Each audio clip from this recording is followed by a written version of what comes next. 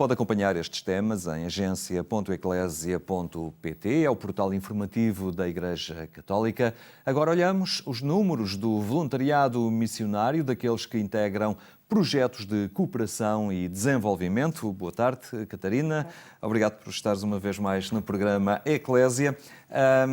O número de voluntários que decidem abraçar este desafio do voluntariado missionário, de partirem para estes projetos, registrou uma ligeira subida do ano passado para este, 2016 para 2017, aumentou um pouco estes jovens, o número destes jovens. Sim. Aumentou os que partem para projetos de curta ou longa duração fora do país e também os que fazem voluntariado em Portugal.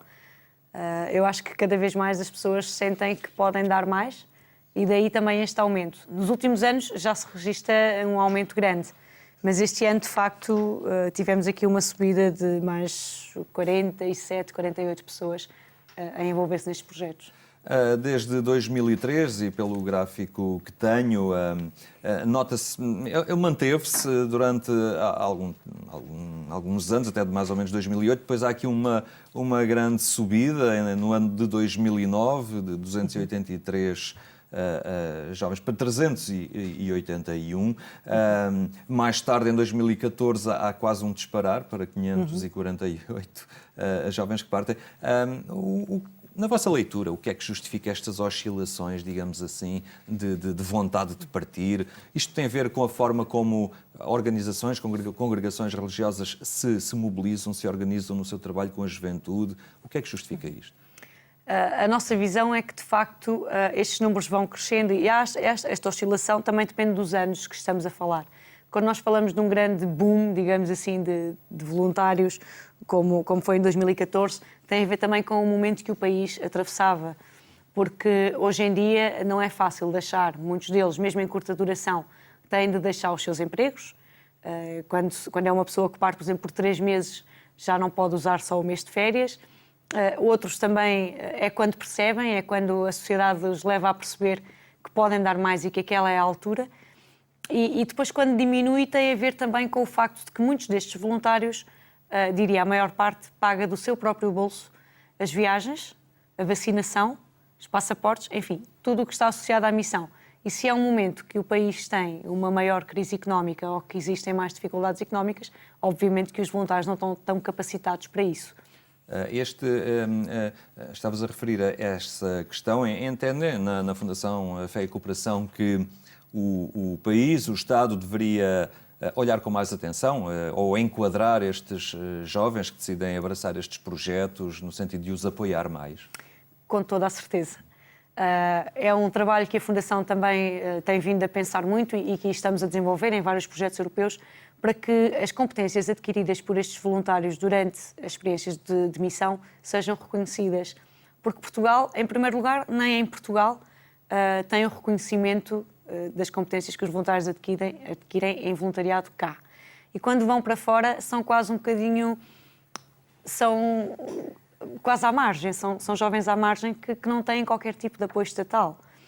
Nós falamos de pessoas que muitas vezes deixam os seus empregos e com isso também os seus encargos a nível de sociedade civil e que não têm do Estado, digamos, talvez pudesse haver uma bolsa, talvez pudesse haver outro tipo de apoio para quando regressam não estarem tão sem chão. Obviamente que as organizações que enviam estes voluntários não os abandonam.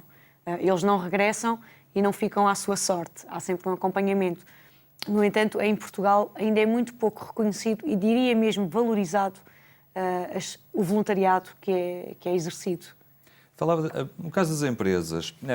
Muitos têm que ou interromper os seus contratos ou tentar convencer a entidade patronal a dar-lhes um interregno, não sei, no contrato. Mas depois as empresas que valorizam estas experiências em territórios de missão, em projetos de cooperação e desenvolvimento, que os valorizam na altura de contratar, depois às vezes têm dificuldade em aceitar que alguns dos seus efetivos participem em obras destas, não é?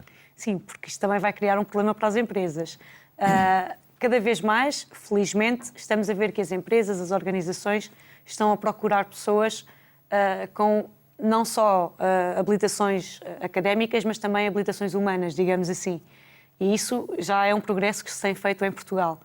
No entanto, contratam uma pessoa porque tem esses valores, porque é disponível, porque tem a capacidade de adaptação, porque tem o multitask, a capacidade de multitask, mas depois, de repente, essa pessoa, que é fantástica para a organização, pede uma licença sem vencimento ou despede-se para partir em missão. Isso não é muito bem entendido porque, no fundo, a organização aposta nessa pessoa, muitas vezes em detrimento de outra pessoa que a nível académico até poderia ter mais graus ou ser melhor, não diria melhor, mas ter mais formação para contratar esta pessoa que tem o melhor lado humano e depois ver-se abraços com uma decisão difícil e que vai ter possivelmente de contratar alguém para substituir aquela pessoa durante o tempo que está fora ou mesmo substituir na totalidade.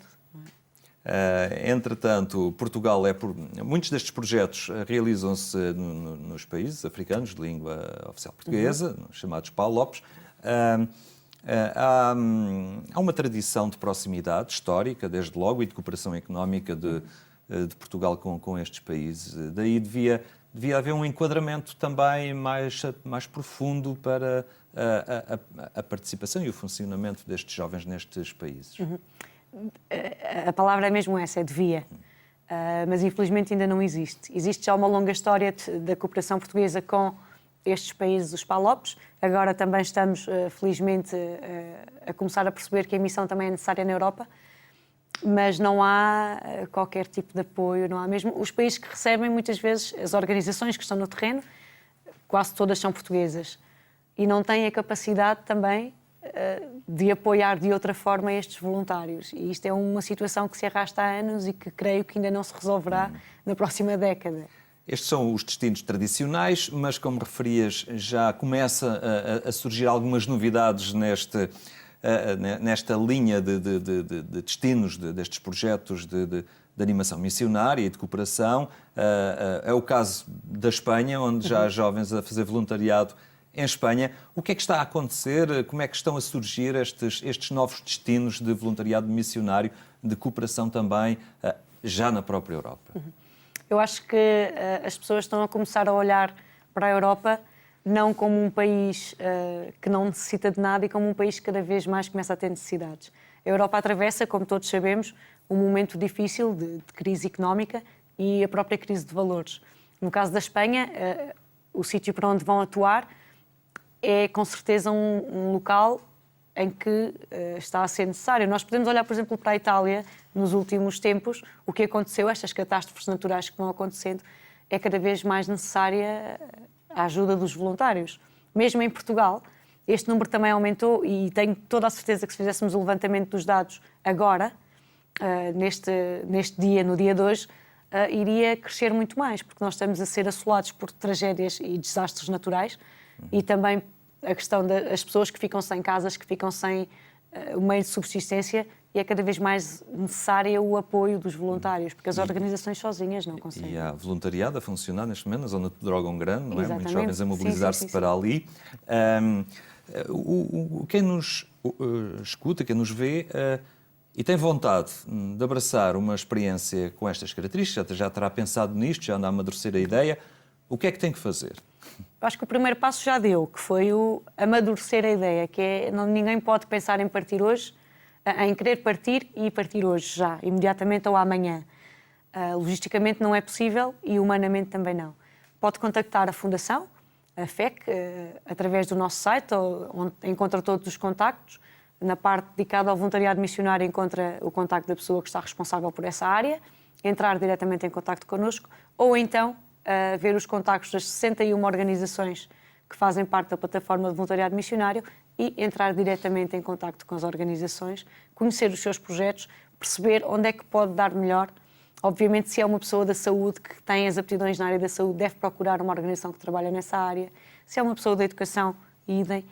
Mas o primeiro passo é sempre contactar a organização e depois, imprescindível, é fazer a formação, que quase em todas as entidades é a duração de 1 ano, pelo menos, de formação. Isso é essencial. E estamos a falar de voluntariado missionário, em que há uma componente de promoção humana e de desenvolvimento, mas também uma dimensão missionária da fé. Portanto, estamos a falar de pessoas com motivações cristãs e caminho Sim. feito nas suas próprias comunidades, não é? Sim, sim, sim. Isso é a grande distinção entre o voluntariado missionário e o voluntariado internacional. É a fé que faz toda a diferença. Nós achamos que não faz, mas faz toda a diferença. Obviamente que nós não estamos a falar de voluntários que vão dar aulas por uma escola e só vão falar de Deus e da religião. Não, são voluntários que, através da sua ação, e às vezes podem até nem usar a palavra Deus ou usar a palavra fé, mas através da sua ação vão mostrar que são cristãos e que a sua atuação se move pela fé e pelos princípios da Igreja Católica. Daí o terem de estar inseridos nas suas comunidades. Se uma pessoa não está inserida na sua comunidade paroquial ou na comunidade paroquial do sítio onde vive, então não consegue partir e levar a fé para uma comunidade que não é a sua. Este é essencial. Movidos pela fé para estes territórios de missão, mas não é ação proselitista, porque lá irão contactar e tantas vezes interagir em termos do próprio projeto de desenvolvimento com populações não católicas, desde logo muçulmanas, eventualmente, não é? Sim, sim, sim.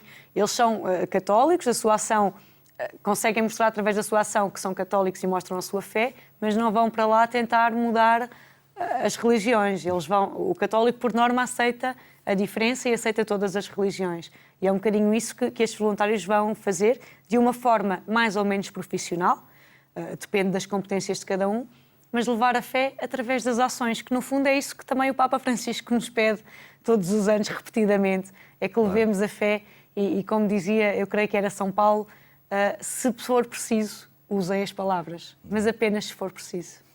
Muito bem, Catarina António, muito obrigado por ter estado aqui no programa Eclésia. É o voluntariado que continua a mobilizar os jovens que procuram enriquecer a sua experiência de vida, espiritual também e profissional. A terminar, eu recordo que mais logo ainda pode acompanhar a edição rádio do programa Eclésia. Será na Antena 1 pelas 22h45. Tenha então uma boa tarde e até amanhã, se Deus quiser.